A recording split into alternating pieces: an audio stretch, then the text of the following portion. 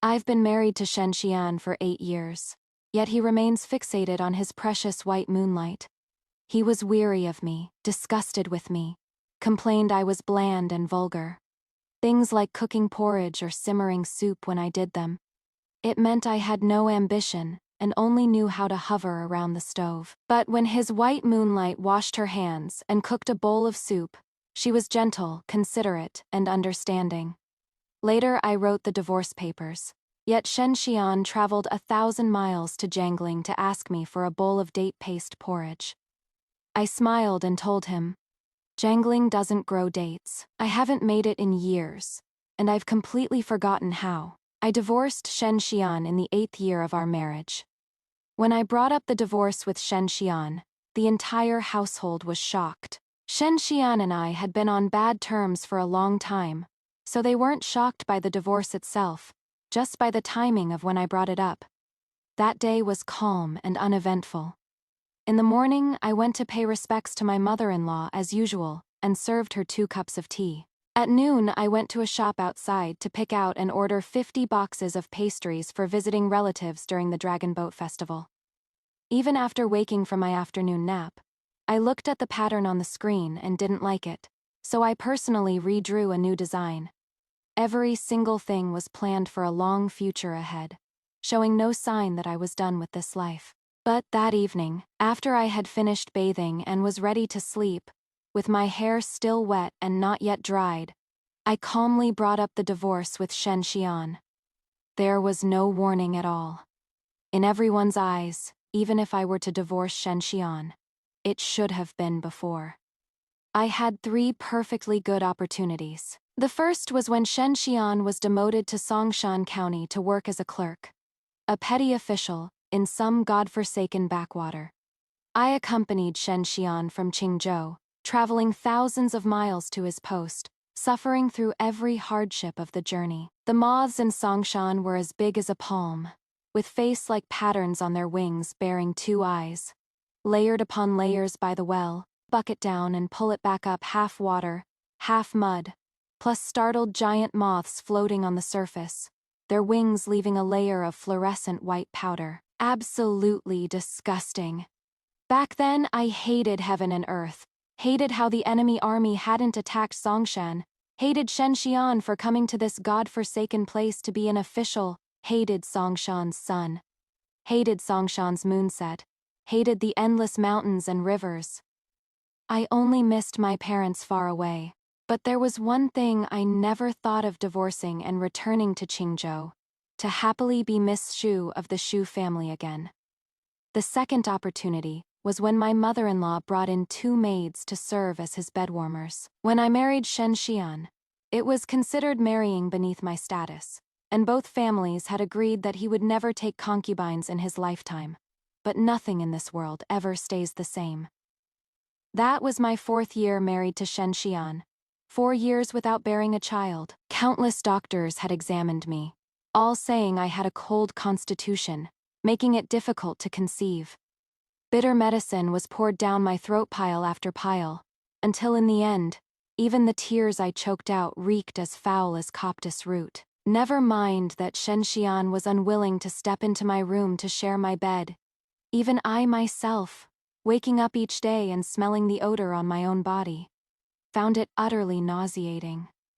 By then, Shen Xian had already crawled out of that damp god-forsaken place called Songshan. He had backed the right side in the succession struggle, and when the new emperor ascended the throne, he was appointed as the Suzhou Textile Commissioner. At this point, the Shen family line could be considered revived. With prosperity within sight, only heirs remained scarce. Me mother-in-law assigned 2 maids to Shen Xian. Me mother-in-law came to speak with me, her words earnest, choking up several times. She said it wasn't that the Shen family, now better off than before, wanted to break yesterday's promises. It was just that the matter of heirs was simply too important to the family. My father-in-law was a living example in his generation of this branch of the Shen family. He was the only one. If there had been a few more brothers to help support each other, things wouldn't have fallen apart so completely back then. My mother-in-law persuaded me that since I was now a woman of the Shen family, My fate and the families were bound together. We would rise and fall as one. 2 bedmaids. When you think about it carefully, weren't quite the same as taking concubines. Nearly every young master from noble families had them. So, this wasn't anything new for me. So I simply endured it, silently consenting to him having 2 bedmaids. The third chance for divorce came when Shen Xian brought Li Muyao, his unforgettable white moonlight of many years, into the household. Li Muyao, Li Muyao. I've been married to Shen Xian for 8 years. And I've known this girl through others' words for 8 years. That was 8 years ago, when the old master of the Shen family hadn't yet fallen from power. Childhood sweethearts, well-matched families, 2 young ones without suspicion between them. Fate was cruel to Shen Xian. Just as they were about to discuss marriage, overnight his family fell. Cold rain tapping at the window. Naturally came the long, endless nights. The bitterness of parting, murmuring in dreams without trying to remember. Impossible to forget. Yet fate was also merciful to Shen Xian. He achieved success and fame. His childhood sweetheart was still that same sweetheart. His moonlight still that same moonlight. Only after all, the twists and turns, this time it was the beauty who met with misfortune. He was transferred back to the capital, and beneath the hibiscus tree, upon the bluestone bridge, he encountered Li Muyao, tormented beyond recognition in the inner quarters. As if all those years of bitter hardship and countless trials were just for this very moment. With power in his grasp, he could hold a 12-ribbed oil paper umbrella and shelter his beloved safe and sound. I knew Shen Xian had admired Li Muyao for many years, so when he wanted to bring her into the household, I didn't object. If objecting would be useless anyway, why bother objecting? After all, I still harbored a sliver of hope toward Shen Xian. My family was quite famous in Qingzhou City. Going back 3 generations, the Shu family were all butchers, and the craft passed down to my father, who also made a living slaughtering pigs and selling meat, supporting me and my mother. When I was 8 or 9, after my dad finished slaughtering the pig, he saw me squatting by the side holding a big basin to catch the pig blood, and finally remembered I was a girl. A girl probably didn't have the strength to hold a pig down and slaughter it. If she did, she'd be too fierce, and would have trouble finding a husband later. Me dad thought despairingly that the Shu family's ancestral craft, passed down to him, was probably going to die out. Amid his despair, my dad also thought, since it was destined to die out anyway, working till he was 70 or 80 and couldn't work anymore counted as dying out, and stopping today also counted as dying out. Since it was going to die out sooner or later, might as well find a new path earlier. So my dad switched to business. First going out to sea to run ships, and after saving up money, returned to Qingzhou to open a restaurant. By the time the Shen family was demoted and came to Qingzhou in disgrace, our Yipan Shan was already the biggest restaurant in Qingzhou cities. Since I was little, I followed behind the burly butcher uncles, and later hung around the restaurant, seeing plenty of drunkards who were nothing but wine sacks and rice bags. When I saw Shen Xian in his green robe with a bearing like a pine tree, it's like seeing an immortal descending to earth. Even though his green robe had been washed so much it was turning white. Back then, the once Grand Shen residence, a century-old noble family, was so poor they only had a plaque left. When Shen Xian wasn't studying, he set up a stall downstairs of our Yipan Xian, earning money by writing letters for people. I went to him every day to have him write letters for me. I handed over a piece of broken silver. Shen Xian asked me what to write, and I said with a beaming smile, for my husband. My dearest husband, may these words be as meeting face to face. May reading this letter bring you ease. Married for several years, our love remains as fresh as ever. I still remember when we first met, under the crabapple tree, in front of Yipan Xian. My husband wore a blue robe, with an ink bamboo embroidered on his shoulder. I fell for him at first sight, wishing I could transform into that ink bamboo, to always rest in my husband's embrace. I looked up along the ink bamboo on Shen Xian's shoulder, swallowed hard and continued. My husband's thin lips are tightly pressed, red as February roses, a small mole on my husband's nose, brilliant as stars in the dark night. My husband's phoenix eyes sweep gently, like a pool of spring water rippling, wave after wave, washing into this humble wife's heart, and there too, a great flood arose. When I reached the phrase, "a great flood arose," Shenxian finally couldn't take it anymore. He set down the brush in his hand and said with a dark face, "Miss, please have some self-respect." I looked at him with a wronged expression, on the verge of tears. "Young Master Shen, where did this humble girl say anything wrong? If there is anything improper, please help me polish it a bit." "You are clearly saying. Shen Xian was trembling with anger. And as for me, I was so scared that tears fell. Dabbing a handkerchief at the corner of my eye, I sobbed. This humble woman was clearly writing a letter to my husband. "I don't know where I offended you, young master." "Oh my. Young Master Shen, you are actually wearing an ink bamboo green robe too, exactly the same as my handsome husband. What a coincidence. What a coincidence. Young Master Shen, you've already taken the silver. This family letter isn't even finished yet. You absolutely cannot go back on your word." After that, Shen Xian no longer did business with me. He wouldn't do business with me, but I'd do business with him.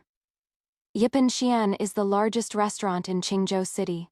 The rice shops and cloth shops all have to give our Shu family some face. So I grabbed some rice, pulled off some cloth, and swaying with my shoulder pole, went to knock on Shen Xian's window. "Young Master Shen, are you buying rice?" He said no. I asked again. "Young Master, are you buying cloth?" He said no. I smiled and asked, "Buy rice, buy cloth, get a wife thrown in, young master. Are you buying a wife?"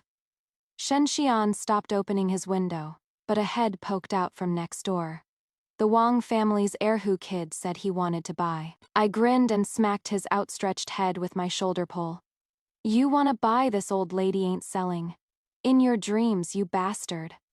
You're reading this far, you might say my language is crude. That is my dad's fault. Me dad spent the first few years slaughtering pigs with impressive vigor, then got busy opening a restaurant and fell right into the money pit. By the time he came to his senses and remembered to hire a tutor for me, planning to mold me into a proper young lady, it was already too late. I learned to read and write, and studied literature too, but those years of holding a big basin to catch pig's blood have already sunk deep into my bones. And so, even after we married, Shen Xian always looked down on me in his heart. I was out there chasing Shen Xian like crazy. But my dad didn't think much of him. The Shen family had been demoted and sent to Qingzhou, and no one knew who exactly they'd offended up above. Everyone understood this reasoning. My dad understood, and my dad's rivals understood even better. My dad only had me, one daughter. If I married someone unreliable, the Shu family line would be finished. So, on a dark and windy night, I was knocked out, and Shen Xian was knocked out too. When I woke up again, my Mandarin duck doodle was still hanging on Shen Xian's waist. There was no way to explain it away. I lost my virtue, and I lost it together with Shen Xian. I dabbed the corners of my eyes with my handkerchief. What kind of mess was this? Later, when I married Shen Xian, the Shen family was so poor they couldn't even afford betrothal gifts. Watching my dad's round face turn liver-colored with rage, I could only coax him gently. Think about it, who is Shen Xian? Beautiful handwriting, a head full of knowledge, graceful and elegant. How could someone like that stay a nobody? Just think of it as placing a bet maybe in 20 years. Yapinxian will have branches all over the capital. I bet right on Shen Xian. But I never warmed his heart. Looking back now, this marriage, he didn't want it. My family didn't want it. Only I alone wanted it. A truly one-sided affair. With such a beginning, how could we ever have a good ending? Shen Xian married me entirely because of someone's scheming. Though I wasn't the one who schemed against him, it was my love for him that came first as the cause. and our marriage that followed as the consequence. I've always felt guilty towards him, all these years of marriage. He was rather cold to me, yet I always greeted him with a smile. If there was any grievance, after a night's sleep, it would pass. I always thought I owed him. Maybe if I endured a little longer, it would pass. Maybe if I waited a little longer, things would get better. The auntie at the village entrance told me, as long as you make yourself a habit for your man, even if a Lin Dayu fell from the sky, it would be him who can't leave you, not you who can't leave him. That is what I thought, and that is what I did. But things never went as I wished. After all the twists and turns, it was still just me alone. One-sided devotion. The day I brought up divorce with Shen Xian, it was originally calm and peaceful. I went to the small kitchen to simmer a pot of date paste porridge, and passing by Shen Xian's study, I happened to see Li Muyao inside. She had made him a stack of peach blossom pastries. Shen Xian praised her for her skillful hands. Thinking back to those years, Li Muyao was spoiled rotten by her family, unwilling to even peel a single peanut herself. Now married, she had become virtuous and knew how to be considerate. After eavesdropping a bit, when I went back to bathe, I recalled another small matter. Back then, Shen Xian was depressed and unsuccessful, constantly harassed by the Songshan County deputy. Seeing him grow thinner by the day, I climbed trees every which way to get bird eggs. I fell and got bruises all over my body, just to feed him until he was fair and plump. I chatted with the aunties in the village, heard a bellyful of amusing stories, hoping to come back and make him smile. While eating the bird eggs, he frowned and said to me, "You are clearly someone who has studied, yet all you know is hovering around the stove. Those village women are so vulgar and uncouth, you should have more self-respect and associate less with them." Yet both Li Muyao and I were just cooking. This is what they call a killing blow to the heart. It is not that you are a white rose, but your husband fell for a completely different cluster of pomegranate red. Rather, your husband found a camellia kissed by spring dew. You are 90% alike, doing the same things, yet your husband chose her over you. Blatant favoritism. That is what is called a killing blow to the heart. So without even having time to dry my hair, I found Shen Xian and wrote a divorce letter right in front of him. My last words to him were, "Shen Xian, all these years, I really fed you too well." Shen Xian had been an official for many years, and was extremely protective of his reputation. He would never easily divorce his wife who had shared his hardships. But now I voluntarily stepped down. After so many years of marriage, finally there was one thing we could agree on. I just never expected that when I divorced Shen Xian, the ones most upset would actually be his two concubines. One was called Juqing, the other Langxiang. Both crying their eyes out. They said, "We fear we'll never find another mistress so tolerant. We only regret being tied down by our children, otherwise we'd surely go with Sister Meow Meow." I let out 2 dry laughs. Don't mock me like that. Actually, I am the least tolerant person. The Shu family was wealthy, and my dowry back then was generous. Among them, 2 sets of jewelry were the finest. The jade set I left to Juqing, the gemstone set to Langxiang. The rest I packed through the night, and at first light the next day, I left the Shen household with 3 carriages. I came with a whole family in tow, yet left all alone. The city gate shrank to a tiny black dot horse hooves kicked up yellow sand, the wind and dust stinging my eyes. I'd barely rubbed them twice before even that small dot vanished from sight. Qingzhou City. Qingzhou City after years apart. Yapinxian was still the same Yapinxian, but the young man who once set up a stall downstairs writing letters home was long gone.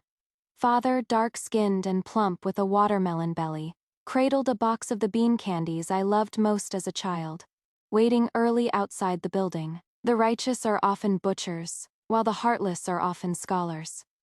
I told you long ago that Shen Xian wasn't a good man. It is good, you've come back now. He kept his arm around me all the way up to the 2nd floor, pushed open a small window, and exclaimed excitedly, like showing off a treasure. "Look, the empire your father built for you." Looking up, the street was bustling with people. A few rowdy kids were roughhousing. Vendors' cries rose and fell one after another, and the scent of gardenia from the rouge shop drifted along the wind, tickling the nose. Dad asked with an expectant look. "How is it? Very lively? And very homey?" Dad gave me a hard smack on the head. "Silly girl, this whole street belongs to our shoe family. Your dad can support you for life." Meme. Looking back to when I first got married, I once consoled my dad, saying that by marrying Shen Xian, Yipinxian would spread all over the capital. Latter, when Shen Xian held power, too many people wanted to curry favor with him, only worried they couldn't find connections. To avoid suspicion, the plan to open the restaurant had to be dropped. Never expected that Dad, without a word, had already earned a whole street. Besides being moved, I also felt a bit sad. Yipingxian never. Counting carefully, I wasted 8 years of my youth, and even lost 2 sets of jewelry. I dabbed the corner of my eye with a handkerchief. What kind of mess is this? Being Miss Zhu again.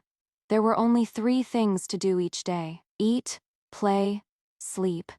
Dad complained that Shen Xian had kept me too thin. I hadn't been cherished by anyone for many years. So this time, I obediently listened, eating to my heart's content, playing to my heart's content, and sleeping to my heart's content. After 2 months of this, I finally came back to life a bit. I loosened the waistband that had grown tight from eating, and fanning myself, went to find Dad. Yipinxian was still packed with customers as always, but today it was exceptionally lively. Looking from afar, a crowd had gathered outside the door. 2 men in black stood out among them, one called a DA, the other, AER. Both were enforcers at Yipinxian, and they wouldn't come out easily unless customers caused trouble. Ada was tall and spotted me first. He rushed forward a step, blocking everything on the ground behind him. "It is all dirty stuff. Young miss shouldn't look." But there was clearly a drunk lying on the ground, along with 2 half-dead wild geese, with just a DA alone. How could he possibly block it all? This man had come to Yipingxian to propose marriage. As for who he was proposing to, I slightly lifted my skirt hem and stepped right over the drunk. So bumpy underfoot. What a sin, what a sin. In the side room of the backyard, teacups lay shattered all over the floor. Father was hopping mad. Ever since I divorced and returned home, matchmakers proposing marriage had nearly worn down the Shu family's doorstep. Now they were even coming to Yipinxian to cause a scene. Marrying a twice-married woman wasn't exactly a dignified matter, yet I was this sought after. The reason was nothing more than the Shu family's vast wealth and business, with only 1 daughter born. This only daughter hadn't borne children in 8 years. If she remarried, she probably wouldn't have heirs either. But Yipinxian still needed someone to carry on the legacy. When that time came, take a few concubines, have a few children. Wouldn't Yipinxian along with the whole street be up to the new son-in-law to decide? The scheming abacus beads of those trying to devour our heirless fortune nearly bounced right onto our faces. Father's face turned green with rage, as he cursed about how treacherous people's hearts were, how cold and callous the world had become, and what kind of demons and monsters dared to covet his precious darling daughter. I patted Father's back to help him calm down. Just some petty scoundrels, not worth Father ruining his health over. Besides, they're all fellow villagers and neighbors, people we see all the time. No need to make things so ugly. This matter is actually quite easy to handle. Oh, actually, your daughter already has someone in her heart. Since I have someone I fancy, naturally I must wait for him to come marry me. How could I marry anyone else? As for those old family friends and uncles, Father can naturally turn them down politely and gracefully. Upon hearing this, Father's eyes lit up. After thinking carefully for a moment, he smiled and said, "I was a clever little imp." Within half a month, the entire Qingzhou city knew that the eldest young miss of the Shu family, who had returned after her divorce, had a sweetheart she was determined to marry, and no one else. On her way back to Qingzhou, the eldest young miss had stumbled into a shady inn, but was fortunately rescued by a mysterious master.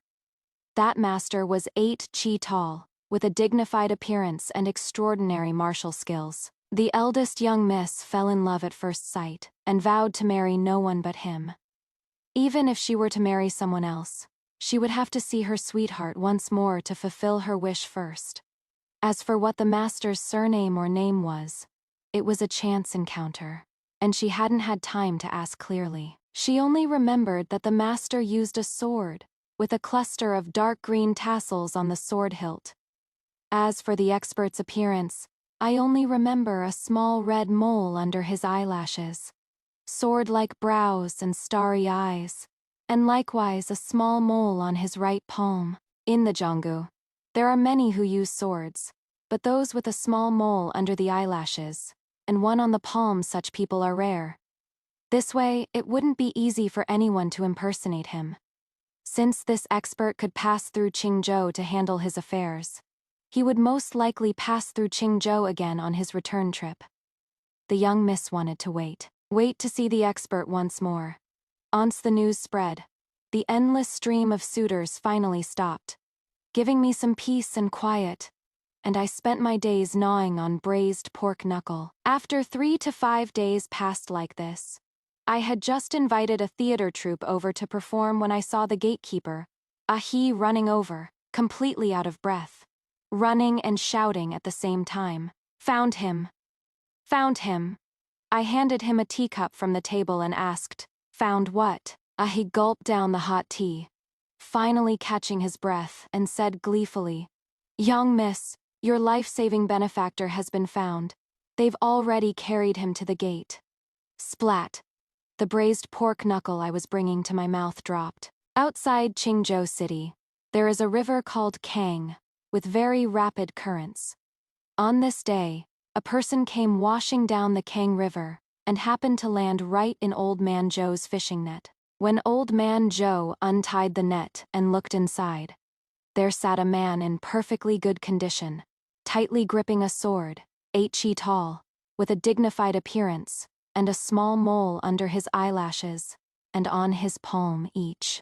Isn't this the sweetheart of the eldest young lady of the Shu family? Although the dark green sword tassel is missing, but since the river current is rapid, it getting washed away is quite normal, and so this person was carried and brought to the Shu family's residence. Before, the news about me having a sweetheart, father was afraid it wouldn't spread widely enough, and even secretly bribed local vendors to spread it on the down low. Now this news has already spread far and wide. The gossiping aunties, family friends and uncles, upon hearing that my sweetheart was finally found, all racked their brains to come see this spectacle. The tea was changed 3 times. 3 bowls of ginseng soup were fed. Not a single person left. The small Shu family was packed with half of Qingzhou City's people. Father looked as if his soul had left his body. My face was ashen. Our eyes met. Father's mouth could fit an egg inside. My mouth was also gaping wide. Unable to close, father blinked, meaning what do we do? I also blinked, meaning we're screwed. What father didn't know was that the man lying on the couch, I actually recognized him. This person's surname is Gi. Given name, Huai. Courtesy name Changfeng, 25 this year, hailing from Jiangling. Beyond the imperial court, there exists the Jianggu. In the Jianggu, the 10,000 Swords Manor reigns supreme.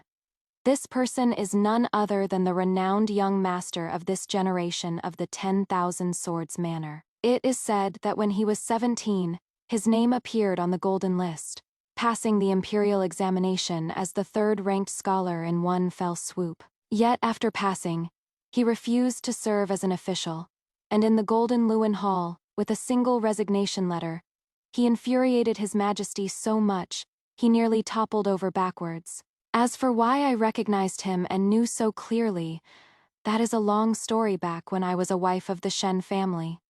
Living in the capital, I was once on good terms with the eldest princess. Her Highness the eldest princess sought handsome men throughout the land. When she couldn't have what she wanted, she'd settle for the next best thing, keeping a nearly identical substitute to dote on. The princess's residence had countless male consorts, and the most favored among them was one called Li Chengfeng. Since he was Her Highness's male consort, it wasn't proper for me to look too much or too closely. I only remember layers of crimson curtains draping down, the young man's ink-black hair tied up high, with a length of intricately patterned dark green silk ribbon swaying in the wind. Her Highness casually caught the dancing ribbon and wound it tenderly around her wrist, tilting her head back to swallow the cup of sweet wine Li Chengfeng fed her. She seemed to adore him greatly, yet after Li Chengfeng left, she said to me with much melancholy, in the end, he is only alike in form but not in spirit, in skin but not in bone. How wonderful it would be if Lord Gu were here.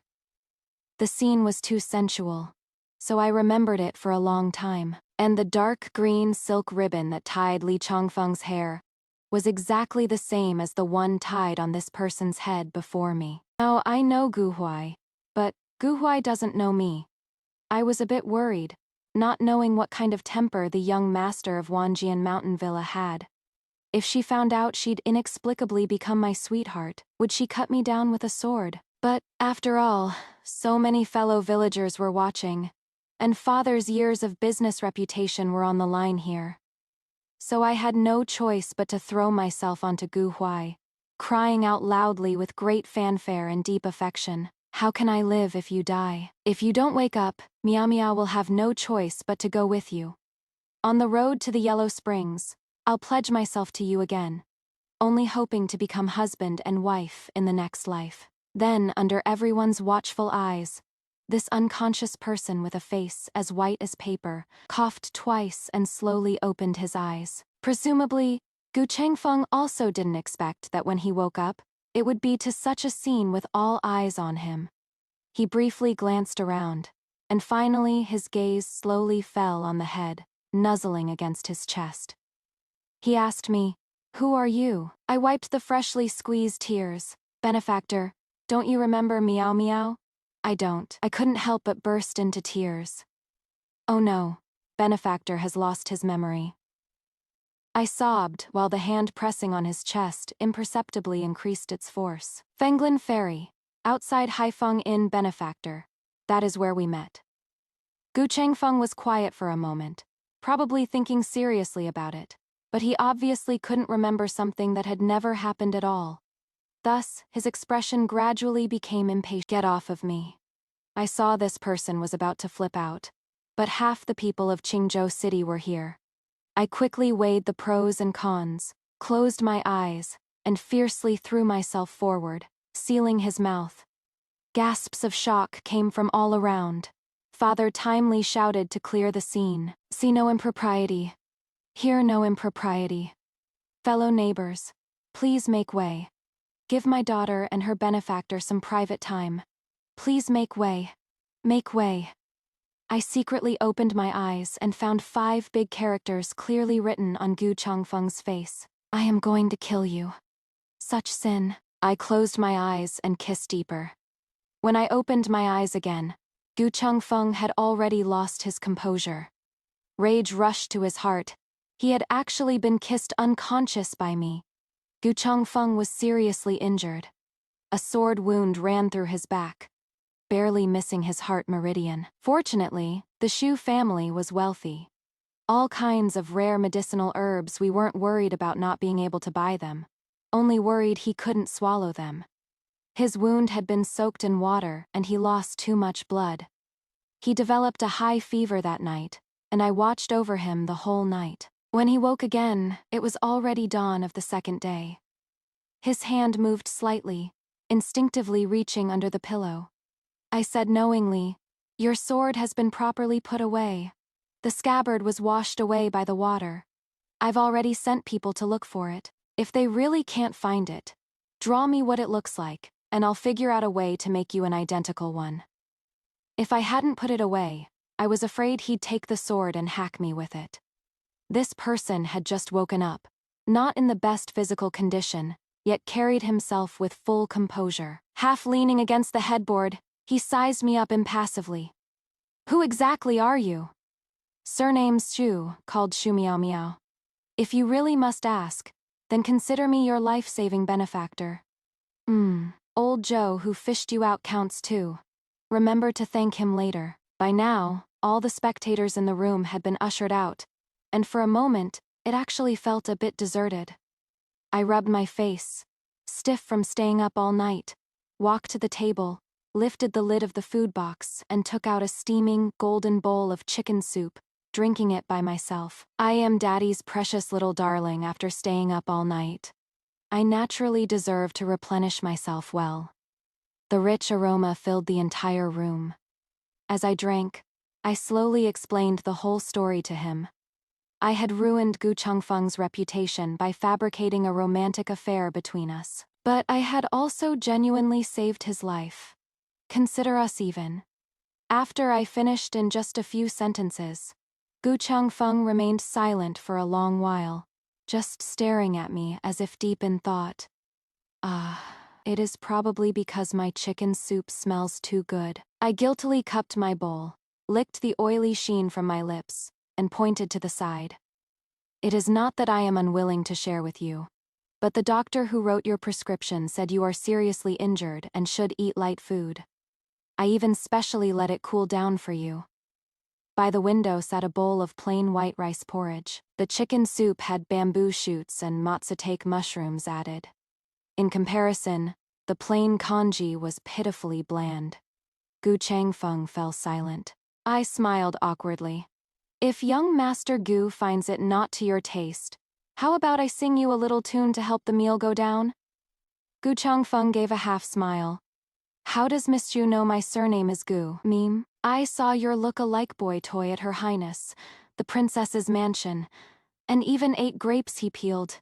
Not really me, just guessed. Does it matter? Gu Chengfeng.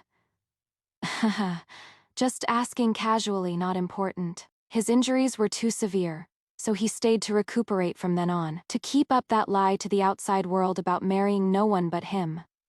I came to see him every day. This lie was very secretive. Apart from me, my father, and Gu Chengfeng, no fourth person knew about it. This caused some problems. As a fresh and lovely young lady, I couldn't be alone with a man for too long. Maids and servants stood in droves outside. Doctors came from time to check his pulse. Servants came to deliver meals, and maids came to sweep and tidy up. 1 second, Gu Chengfeng was regulating his breathing. The next, a spoonful of plain congee was abruptly stuffed into his mouth. I gazed at him tenderly. I got up before dawn to make this. Please try it, my savior. 1 second. Gu Chengfeng was still napping. The next, I was fluttering into his arms. My savior, open your eyes and look at Miao Miao. Gu Chengfeng lowered his head to look at the wound on his chest that I had pressed open, and said through gritted teeth, if Miss Shu truly has a death grudge against me, why not just give me a quick end?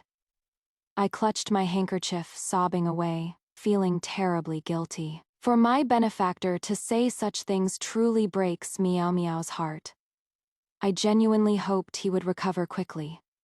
Firstly, a place like Wanjian Manor was not something our Yipin Xian could afford to offend. Secondly, with Gu Huai's skills, whoever could injure him was someone our Yipin Xian could even less afford to offend. Unfortunately, the matter had blown up too big. The entire Qingzhou city knew that our Shu family had taken in Gu Chengfeng. If his enemies came looking, they'd find out with just a few inquiries. Zhonggu folks were different from others. When they struck, wiping out an entire family wasn't just talk. I couldn't wait for him to leave quickly. Otherwise, I wouldn't be personally tending to his wounds. When he was unconscious, I would hum tunes and sort vegetables beside him. When he woke up to drink plain porridge, I would quietly gnaw on braised pork elbow beside him. But Gu Chengfeng was such a fussy one. He furrowed his brows, looked at me coldly, and asked word by word, Miss Shu, is that polite of you? I laughed heartily and pulled out a bowl from the food box. Today is different. It is not plain porridge today. The doctor said you can eat other things now. What is it? I lifted the lid, and a sweet fragrance whooshed out, spreading through the air like clouds. This was a date paste porridge. Date paste porridge. Remove the pits from jujubes, dry and grind them into powder, then add osmanthus and dried tangerine peel, and simmer slowly over low heat. When Mother was still alive, she loved making this bowl of jujube paste porridge the most. Later, when Father opened the restaurant, every table was served a bowl of sweet porridge, meant to line the stomach before drinking. Since ancient times, those who run restaurants have watered down their wine, put old wine in new bottles, or sold good wine at high prices, all of them, without exception, hoping customers would drink more to earn more money. But Yipin Xian did the opposite, serving a bowl of plain, ordinary porridge, urging customers to drink less, for someone at home was still eagerly awaiting their return. Mother used this bowl of porridge to accompany Father as he built his fortune, and in return, Father never let her down for the rest of his life. Later, this bowl of porridge was passed down to me, only to earn me a remark from Shen Xian about lacking ambition. But I still like making it.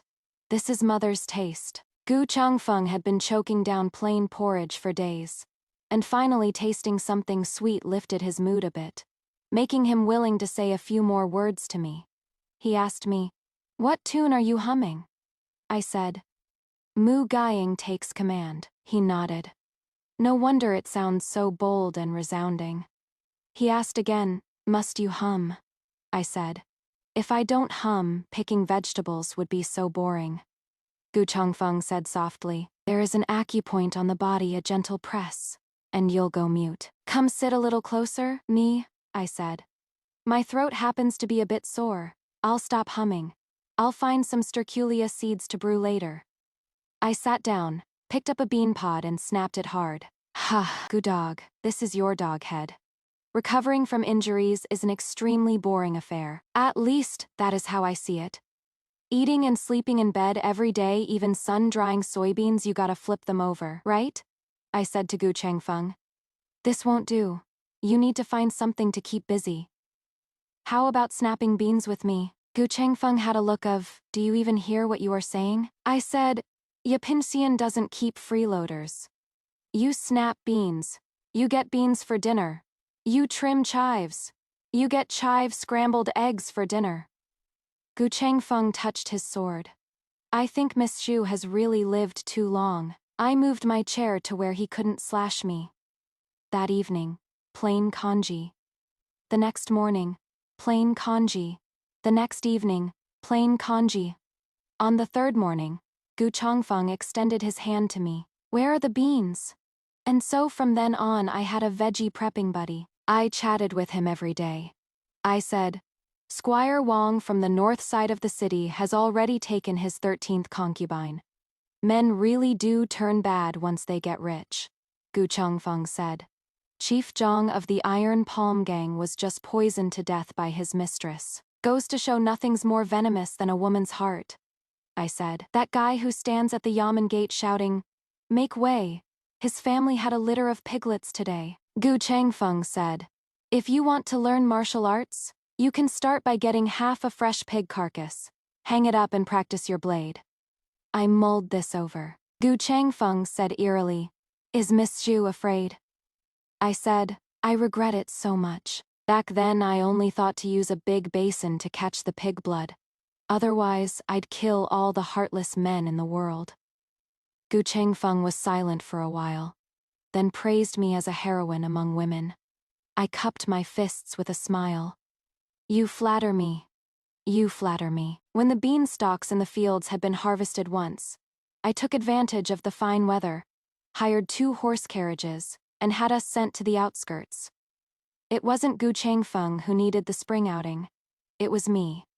I had stayed home watching over him for so long. I was almost done counting all the green bricks in the house. The outskirts had fine weather. The grass was covered with bright yellow flowers. Good breeze, good scenery, and I ran into an acquaintance, the old granny from the Wang family. I asked the granny where she was going. The granny sat on an ox cart saying she was heading to the capital to see her daughter who had married far away. The ox cart creaked noisily, and fearing the old lady might get hurt from a fall, I couldn't help asking a few more questions. I asked the granny, "Will you return to Qingzhou after the visit?" The granny said, "Of course I'll return. I can't just eat and stay at my son-in-law's for free. It is just that I am getting old. Each visit could be the last." I asked, "Have you ever thought of finding work in the capital? It would ease the longing." The granny said, "At my age, where would I find any? I can't even wash clothes as well as others." I thought for a moment and said, "Meow Meow can teach you to make jujube paste porridge. Use the return travel fare to set up a stall at the city gate instead." The granny kept saying that wouldn't do. Yipinxian's jujube paste porridge was famous far and wide. Everyone in Qingzhou City knew about it. I laughed. "It is just a bowl of porridge. What is wrong with that?" So I carefully explained the secret recipe to her. After the old woman left, Gu Changfeng looked at me sideways with narrowed eyes. "Aren't you afraid your father will beat you?" I chewed on a grass stem, lying contentedly on the bright yellow little flowers. My father would never bear to hit his precious little darling. "Even if you gave away Yipinxian's secret recipe? It is just a bowl of porridge. Besides the date paste porridge, our family still has roast goose, lotus leaf chicken, roast suckling pig, and pineapple rice. We've got plenty of signature dishes Yipingxian won't collapse." The grass stem was fresh and sweet. I chewed it gently with my teeth, looking up at the clouds in the sky. That Granny Wang. She couldn't bear a son and was cast out by her husband's family. She picked up an abandoned baby girl and raised her by doing embroidery. Then the girl married off to the capital. Granny Wang is old now, and embroidery has long ruined her eyes. If I don't teach her to make and sell porridge, how will she get by in the capital?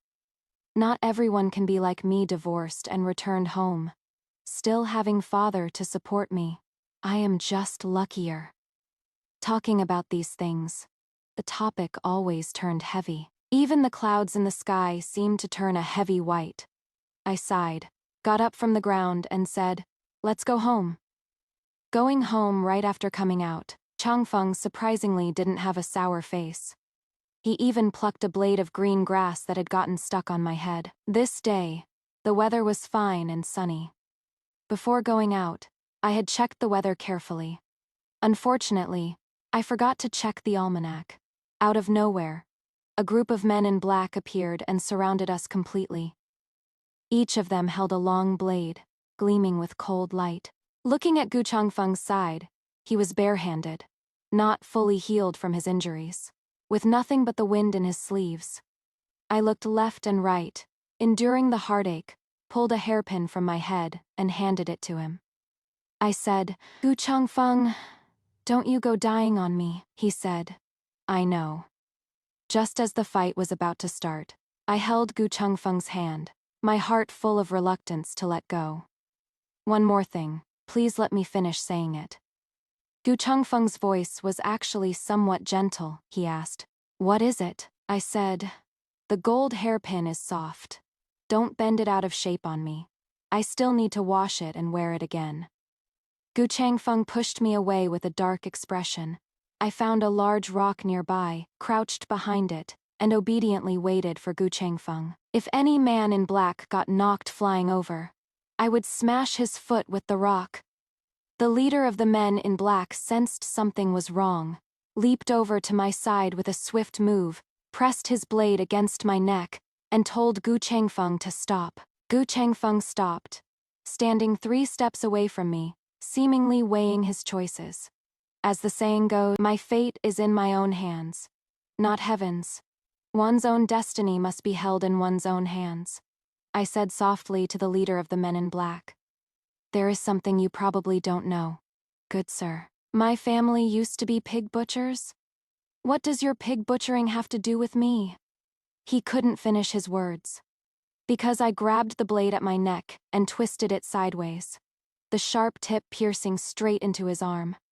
He probably didn't expect that a soft and delicate girl like me would have such great strength. I took the chance to run to Gu Changfeng's side. Gu Changfeng also had a look of surprise on his face. I spat hard onto the ground, Your great-aunt here was helping slaughter pigs at home when I was 7 years old. What the hell are you? The human blood you've seen is nothing compared to the pig blood I've seen. Why don't you weigh yourself and see how much you are actually worth? Gu Changfeng fell silent and cupped his fists in salute to me. I have offended you much in the past. Thank you, heroine, for sparing my life. I curtsied. What is the young master saying? This humble woman is just a sheltered lady. What would I know about fighting and killing? Aunt's Gu Changfeng's wounds started to scab over. I pushed the wheelchair, preparing to take him out for some fresh air. I came at a bad time. He was changing his dressings. His plain white inner garment was half undone, revealing a large expanse of muscular chest. I propped my chin and stared blankly. Hiss, so big. Gu Changfeng glanced at me coldly. I smiled awkwardly. Please have a seat, benefactor. I think it has probably been too long since I've seen a man. I've been married before, so naturally I've had my taste of meat. As the saying goes, once you've tasted the marrow, you know its flavor. But truth be told, it has been 4 or 5 years since I've tasted that marrow, so I immediately felt a bit restless with desire. As I was thinking this, my hands jolted. Turns out the wheelchair had gotten stuck on a pebble. I squatted down to push the pebble aside. I squatted in an awkward spot, and Gu Changfeng's face happened to be enlarged right in front of me. I coughed. Young Master Gu, as you can see, your injuries have mostly healed now. I suppose you'll be leaving soon.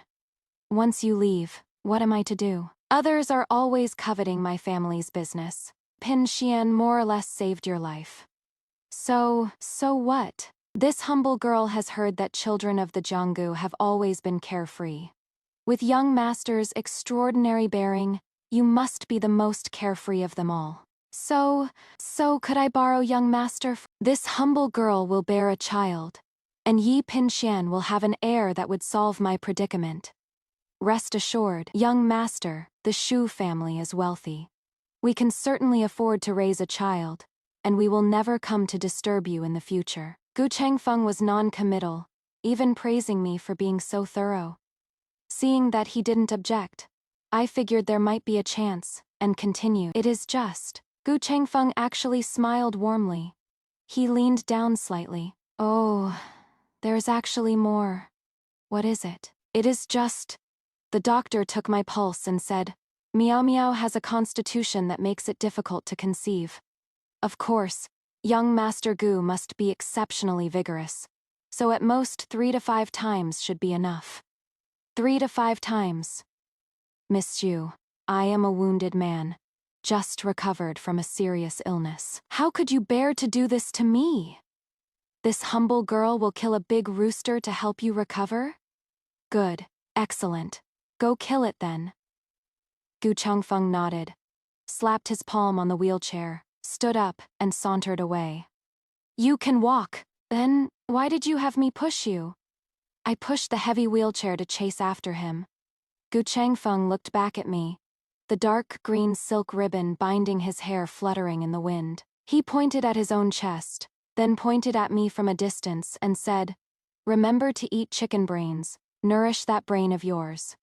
It suddenly dawned on me it wasn't his leg that was injured.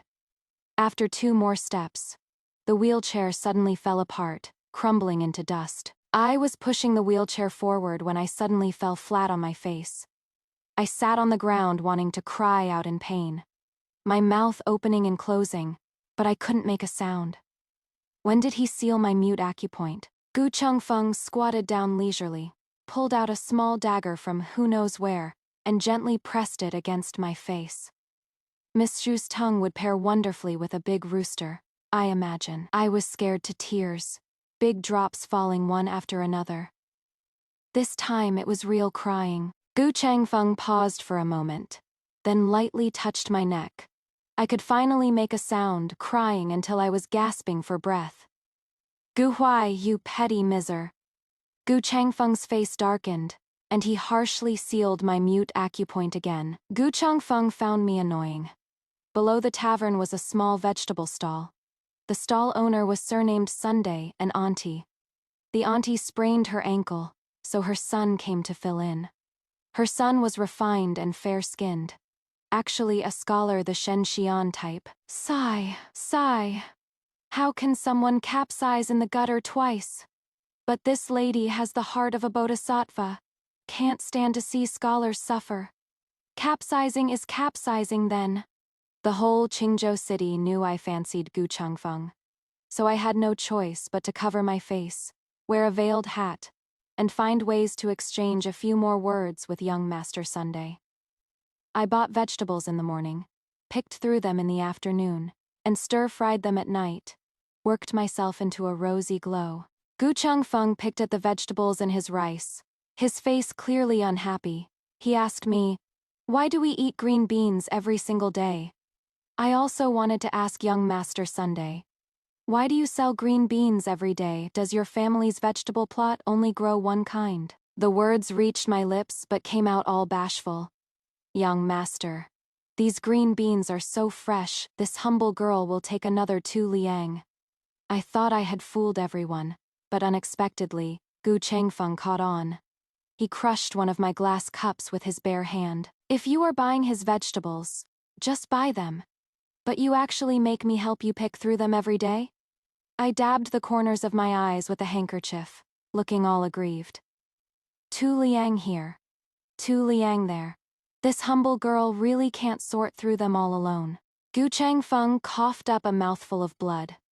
I thought this matter had passed, but unexpectedly, Gu Changfeng, a dignified martial arts figure, turned out to be so underhanded. He tattled on me to father. Father chased me all around the courtyard, while Gu Changfeng just stood there watching, looking like a petty villain. I told you long ago, the righteous are often humble butchers, while the heartless are mostly scholars, the Shu family motto. Have you forgotten it all? Gu Changfeng chimed in coolly from the side. Exactly. Our Yapinsian is in the business of selling vegetables, and we have our own farm growing them. But you go buy from outside, traitor, Gu Changfeng said righteously. Meow meow, I am not trying to lecture you, but how could you hurt your uncle's heart like this? I ran while cursing up a storm in my head. Gu Changfeng, that dog bastard. I was chased up a tree. Father stomped his feet below, his whip lashing at the leaves. I hugged the branch tightly, refusing to let go even if it killed me. Gu Changfeng handed over a cup of tea, smiling like a bootlicker. "Old master, have some water and calm down." My father finished the cup of tea, set the bowl down, then turned to Gu Changfeng and said, "And you, Gu Changfeng. Your injuries are all healed. Why haven't you left yet?" Gu Changfeng said, "My injuries haven't healed." Father let out a cold snort. This old man traveled far and wide through the Jianggu when I was young. Since when are martial artists so delicate? Once the wound scabs over, it is healed. You are not leaving waiting for our Shu family to care for you till you die? I clapped my hands and laughed heartily from up in the tree. Gu Changfeng, have you ever heard of instant karma? Gu Changfeng turned a deaf ear. He lifted his robe and lay down without hesitation.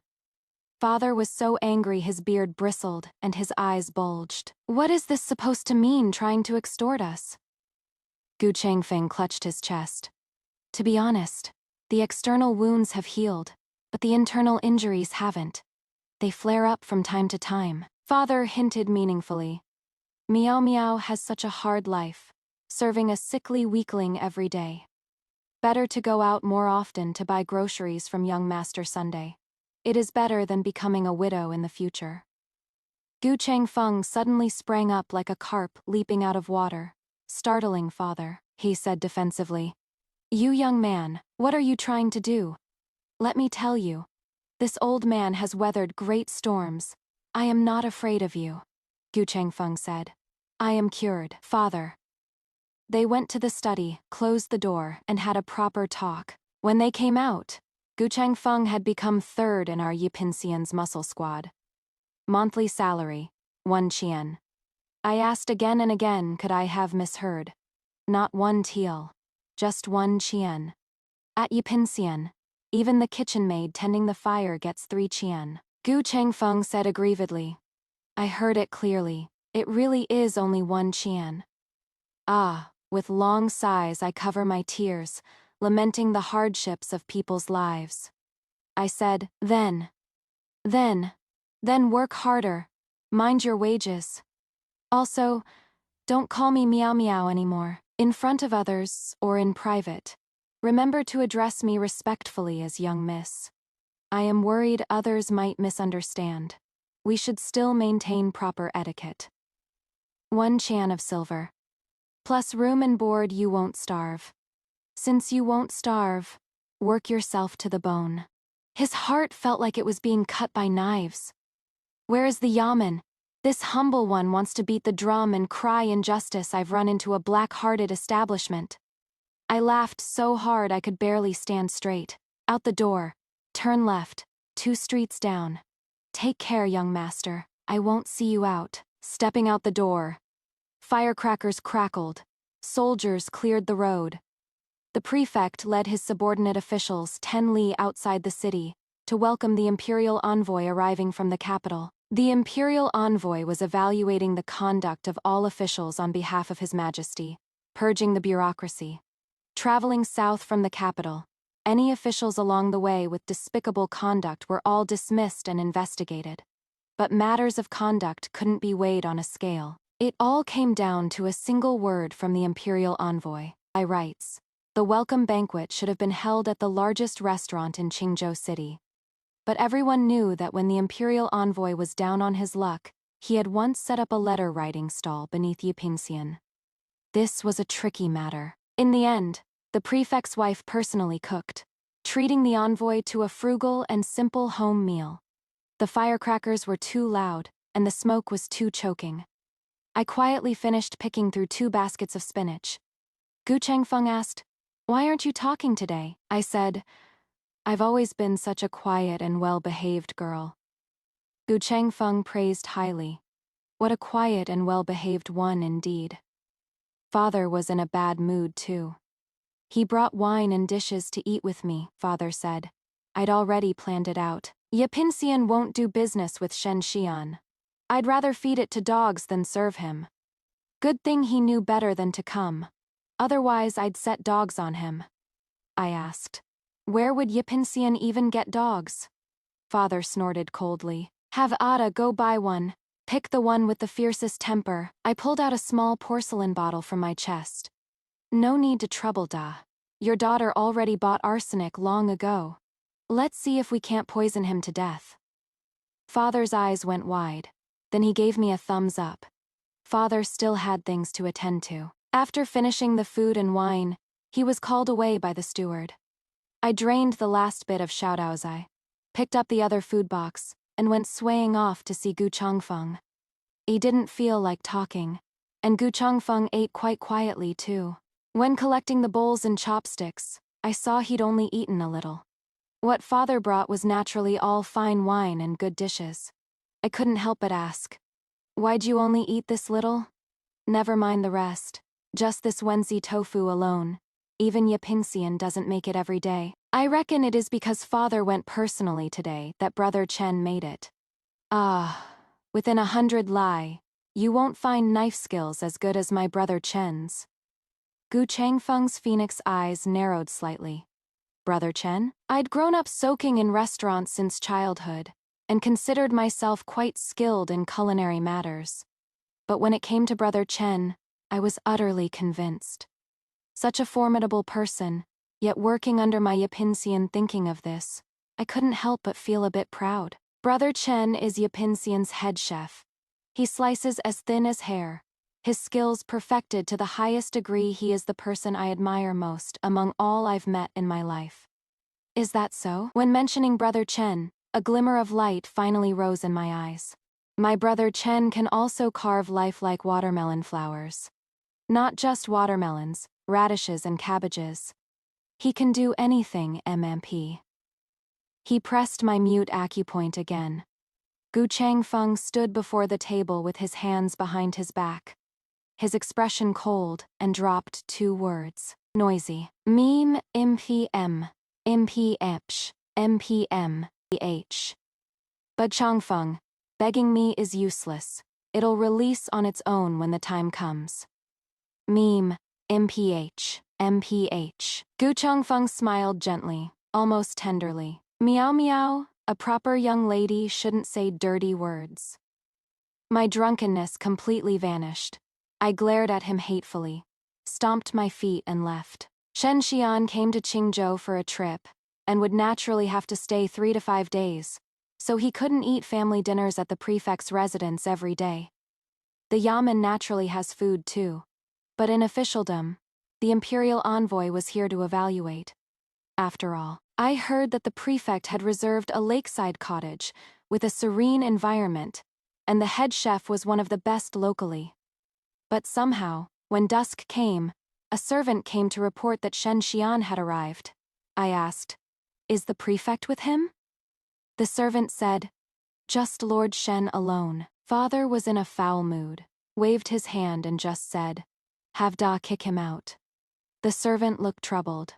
How could we let others get involved in our messy affairs? Besides, who is Shen Xian now? Even the prefect has to attend to him carefully with a fawning smile. If Da drives him away, does he not want to live anymore? I advised Father, commoners don't fight with officials. Shen Xian will come and go, but we still have to live under the prefect's rule for a long time. I asked the waiter, "What did Shen Xian order?"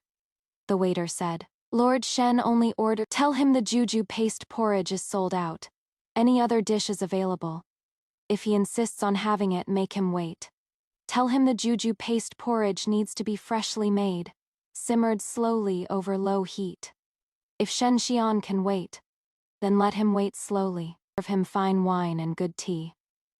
As for other matters, don't bother." Father asked, "What is the deal with the juju paste porridge?" I lowered my eyelids, slowly smoothing out a small wrinkle on my sleeve. There is no particular meaning. It is just that he rests upon his high terrace, and I dwell in the spring mountains. We shall never meet again. I spoke with ease, but Father couldn't be at ease.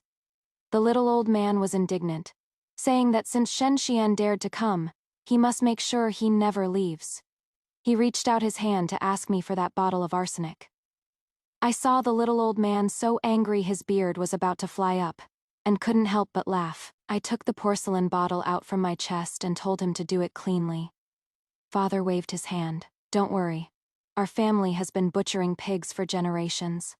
Killing a heartless scoundrel is a piece of cake." Father's retreating figure was fierce and imposing, all puffed up like a blowfish. I casually grabbed a handful of sunflower seeds to crack. As I cracked them, tears suddenly couldn't help but stream down my face. Since my divorce from Shen Xian, this was the first time I'd cried. The last time was the day Li Muyao was welcomed by him and elevated to equal wife. This pair of star-crossed young lovers when fate made them part. The Shen family had fallen on hard times while the Lai family basked in imperial favor. When fate reunited them, Shen Xian was at the height of his power, yet the Lai family had collapsed into ruin. I heard that during the years they were apart, Li Muyao didn't have a good life either. She married someone else 3 years after he left. She married well, a grand and glamorous wedding. At first it was quite nice. But later, as more women filled the back courtyard, life became hard. She had children. The first one she couldn't keep due to her weak constitution. The second was sabotaged by someone, a difficult birth that only saved the mother. Later, Shen Xian came to the capital and pulled her out of the quagmire that was her husband's household. Li Muyao's divorce went very smoothly. No one was willing to fight Shen Xian over a woman, especially one who was already out of favor in the inner quarters. By count, Li Muyao was also a twice-married woman. Yet when she entered the Shen household, no one in the capital dared to gossip. Instead, they said many good things about Li Muyao. They said she was loyal and devoted. The Shen family was banished to Qingzhou, and she kept waiting for Shen Xian to return. If she hadn't waited 3 years unmarried, she could have married better the first time around. The day Li Muyao entered the Shen household was a rare sunny day in winter, just before the new year, when the snow wasn't heavy. She had been well taken care of by Shen Xian for a while. So when she walked in, she no longer looked as gaunt and haggard as when Shen Xian first returned to the capital and met her. She was elegantly beautiful, standing there like a plum blossom tree. She exchanged a glance with Shen Xian, both their eyes filled with smiles. By all accounts, by this time they had both wasted many years, suffered much hardship, and were long past their youthful days. Everyone had changed, but time seemed to have treated them especially kindly. Standing together, their brows and eyes all smiles how rare in life. To reunite and fulfill the dreams of youth. In their hearts, nothing had changed. It was still the boy riding his bamboo horse, circling the bed playing with green plums. From afar, I heard the guests' toasts, saying something about envying mandarin ducks rather than immortals. I think I was probably very sad. Otherwise I wouldn't have felt the steam from the tea stinging my eyes. Li Muyao waited for him in the capital for 3 years. Longing is naturally 1,000 kinds of bitter, gnawing at one's heart.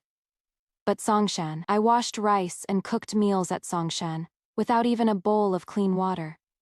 Yet I raised Shen Xian to be fair and plump. How come no one calls me loyal and devoted?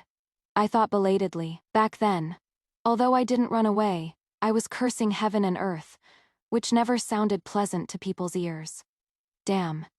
If I had known, I wouldn't have cursed him back then.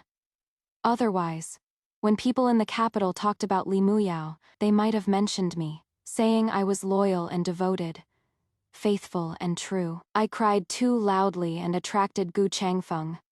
Martial artists just have good ears. He searched all over his body but couldn't find a single handkerchief.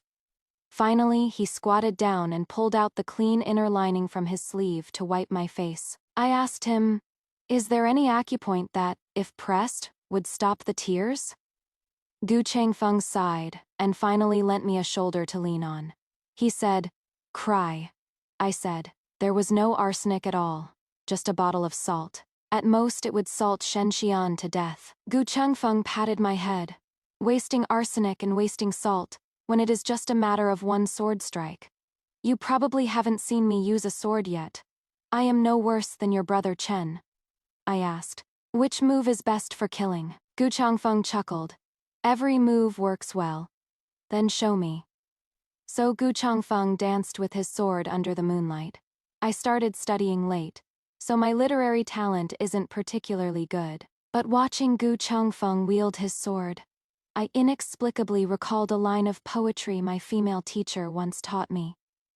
"Peach blossoms seek the swordsman, smiling wordlessly in the spring breeze." The youth's robes fluttered gracefully as he leaped up with his sword. That dark green hair ribbon now gleamed bright, coiling around him. Where the sword passed, a gentle breeze arose. The cold gleam flowed like water, dimming the full moon's radiance. Somehow, I suddenly remembered something the Grand Princess once said. In the end, it is only similar in form but not in spirit, on the surface but not in the bones. If only Gu Lang were here. He was indeed here. Along with a glint of cold light, sword flashes wove like fabric, a rustling rain of bamboo. I watched in a daze, unable to come back to my senses for a long time. After a long while, I finally found my voice again. "Good sword." That person turned back with a smile. "My sword is naturally a good sword. It just lacks a sword tassel, dark green, to match my hair ribbon. I wonder if you know how to make one?" A dark green sword tassel, a small mole under the eyelashes, and one in the palm. That person was the sweetheart of the eldest miss of the Shu family. The rumor spread far and wide. The whole Qingzhou city knew about it. I quietly gazed at the bright moonlight in his eyes, and for some reason, I couldn't help but smile along. What a coincidence. This young lady happens to know how to make one. I originally thought Shen Xian's visit would require him to stay for at least 3 to 5 days. Unexpectedly, on the evening of the second day, I heard the news that the imperial envoy had left.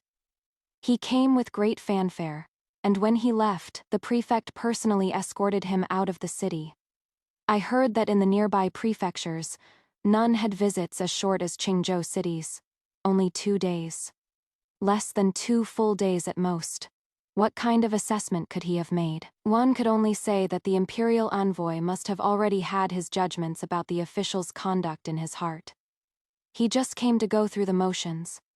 The waiter said that last night, Shen Xian finished all the dishes that were sent up, but he didn't get to wait for the date paste porridge. He waited until closing time. After hearing this, I was silent for a long time. I didn't know what to say. In the end, I just said, "Got it, from now on. Don't bother telling me any news about him." I cried too hard. My eyes swelled up like walnuts. Luckily, my family runs a restaurant, so there were plenty of eggs. After applying 5 eggs in rotation, I put on makeup, changed my clothes, and happily went out to pick silk threads. I still had a promise to keep to make a dark green sword tassel. Gu Changfeng followed leisurely at my side. His hair tied up high in a ponytail, a long sword hanging at his waist. Silver bracers fastened at his sleeves, exuding carefree youthful spirit all over. The girls on the street couldn't help but steal glances at him. I thought to myself, I snatched it up first and said domineeringly, "The lilacs on this handkerchief are really nicely embroidered. It is just a pity."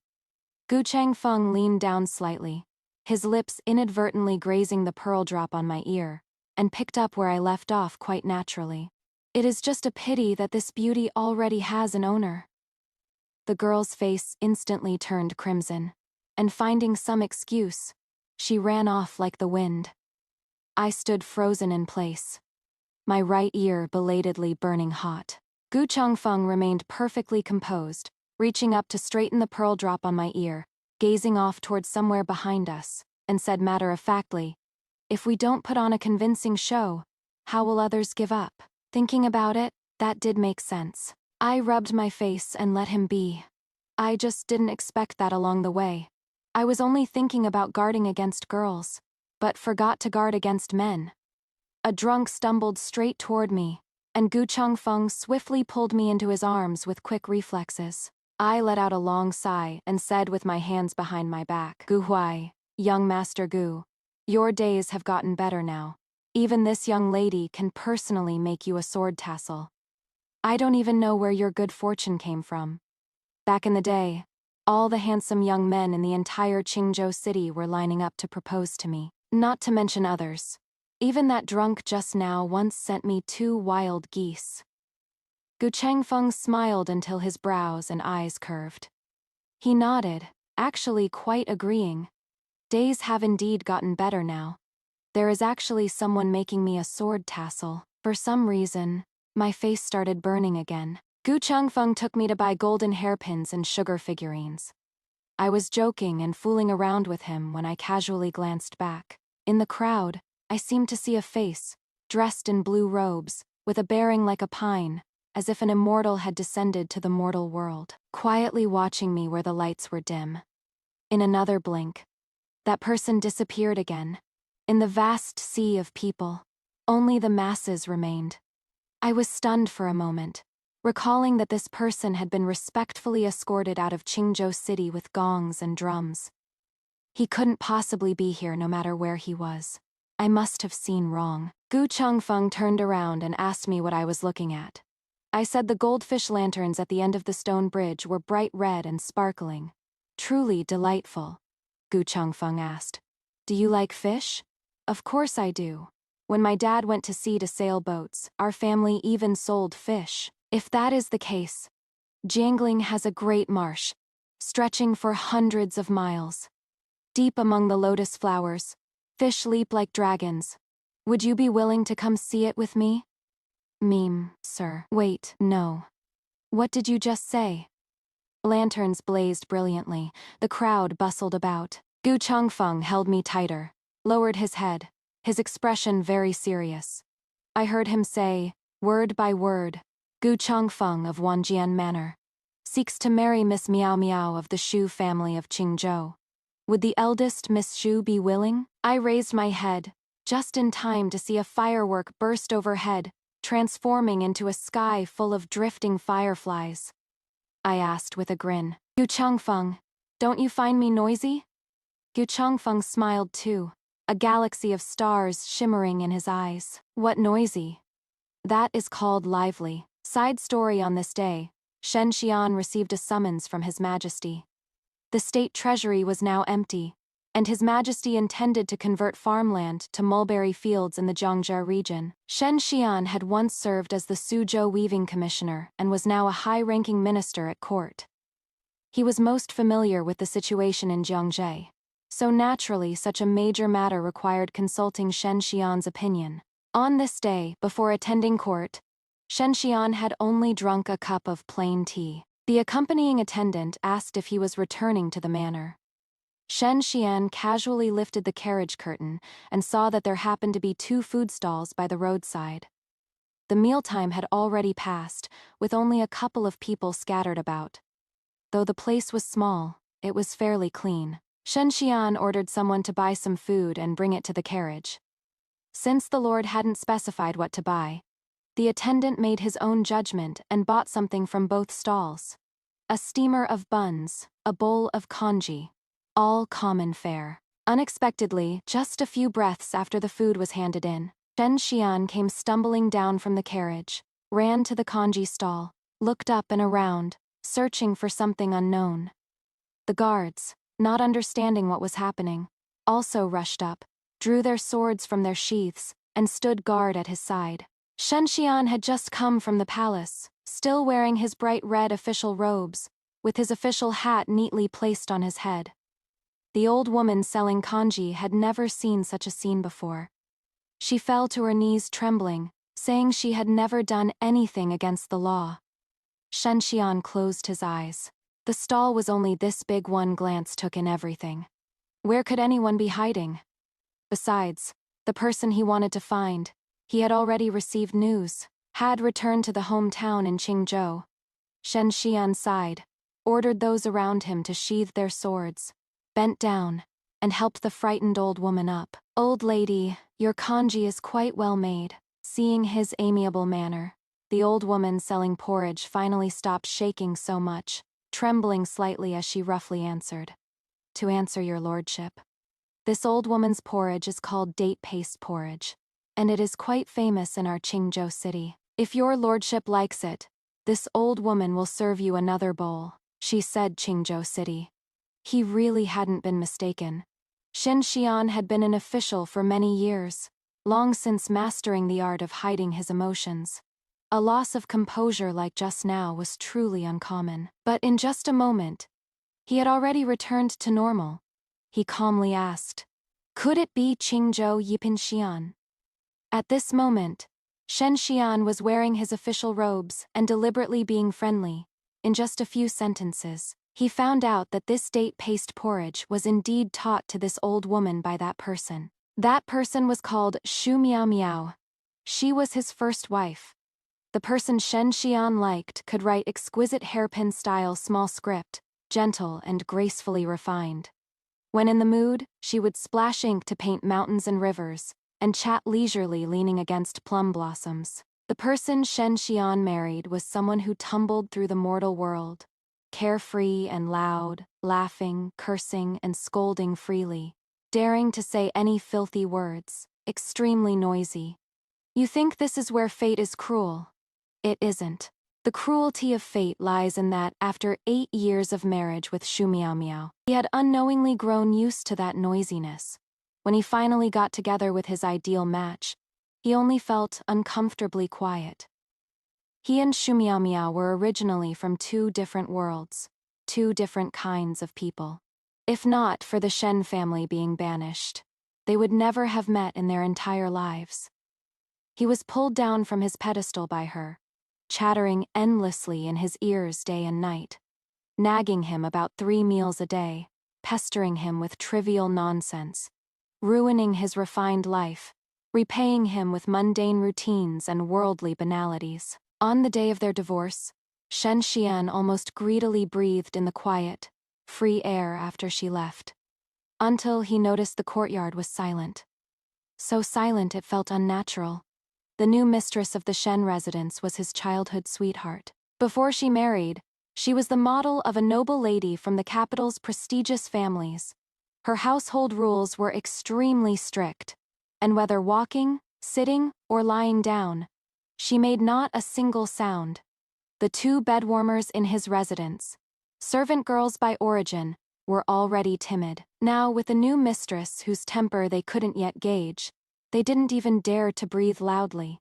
When the silence became terrifying, Shen Xian couldn't help but think of Shu Miao Miao, that person who talked so much and so endlessly, plain and vulgar. Everyone said Songshan was bitter, but sometimes looking back, it wasn't really that bitter.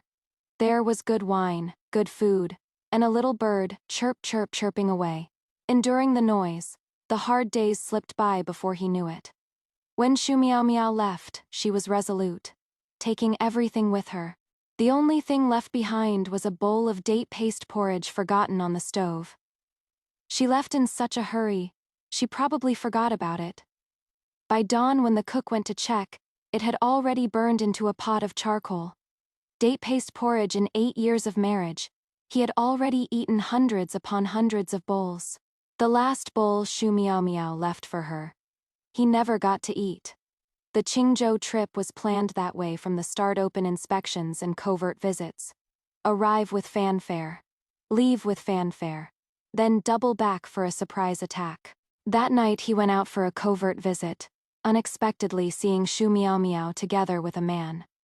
Without even thinking, he knew that handsome gentleman was probably the one everyone in Qingzhou talked about: the eldest Miss Shu's sweetheart and life-saving benefactor, Gu Chengfeng. Shen Xian didn't know what he was thinking, unconsciously following them. Shen Xian knew Gu Chengfeng had spotted him. So what if he did? Gu Chengfeng deliberately let him see how well he and Shu Miao Miao were doing together. Then he'd take a good look. But watching them laugh and play around, Xian inexplicably remembered when Shu Miao Miao loved him most. After all, at that time he went to Jiangyan on official business to inspect the results of converting farmland to mulberry fields. Passing through Jiangling, he saw that a Yipinsian restaurant had opened in the city, bustling with activity. Below the restaurant was a porridge stall, with a group of sword-carrying youths maintaining order around it. People from Wanjian Manor. He recognized the woman ladling out porridge. Years without seeing each other. Yet her appearance remained unchanged, even more lively and spirited than she ever was in the Shen family. With a pair of children at her knees, he walked in and queued up. When it was his turn, a bowl of plain porridge was handed over from the other side. Shen Xian didn't take it. Suppressing the stinging in his eyes, he said in a low voice, "I'd like a bowl of date paste porridge." The person across paused for a moment, and upon seeing clearly that it was him, was also taken aback. After coming back to her senses, she smiled and told him, "Jiangling doesn't produce dates. I haven't made it for many years, and I've completely forgotten how to do it. Such is life, more or less." Reading whiles away the fragrance of spilled tea. At the time, I only thought it was ordinary.